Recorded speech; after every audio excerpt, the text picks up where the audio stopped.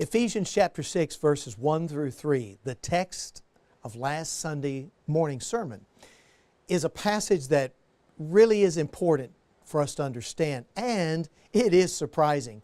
You might not expect God in one of the books of the Bible to talk about children and how they ought to obey and honor their parents, but that's exactly what chapter 6, verses 1 through 3 in Ephesians talks about. It says, children, obey your parents in the Lord, for this is right. Honor your father and mother, for this is the first commandment with promise, and you will dwell long in the land. It quotes the Old Testament there. What a remarkable passage of Scripture. Actually, we back up to Ephesians chapter 5, verse 22.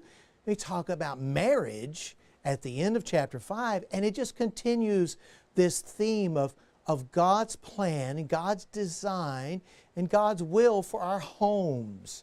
And now we consider children. And it speaks to the children to obey the parent. Now, it says something to children, doesn't it? Obey your parents.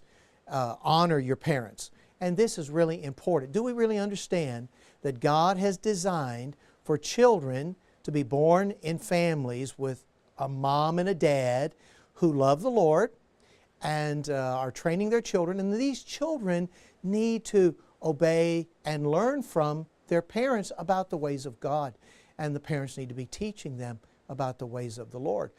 Do we understand in our culture and in our society today that children need to learn these things about the Lord, and they need to learn them from their parents in the home? That's exactly what he's saying. And he's talking to children about being teachable, about being submissive, about being responsive and listening and caring about what they're being taught and honoring the parents in the process. And of course, in our culture today, authority has a negative connotation. But here, it has a very positive connotation.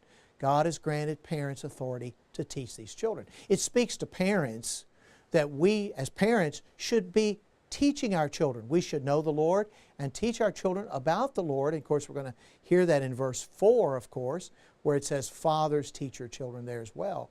But parents should be willing to take that responsibility to teach their children and see that their children get good education about the Lord. And then this speaks to the family in general, that the family, the home, is to be regulated by God's will.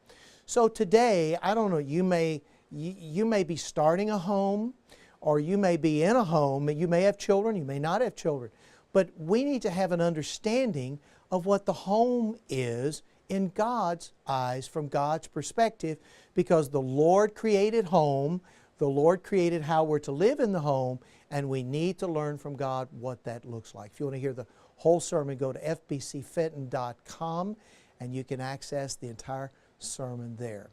I hope and pray that God would grant in our day a real moving of His Spirit in our families, in our homes, that our children might be blessed, that our homes might be blessed, and that His will might be done with us. God bless you. Have a great week. We'll see you next time on Morning Afterglow.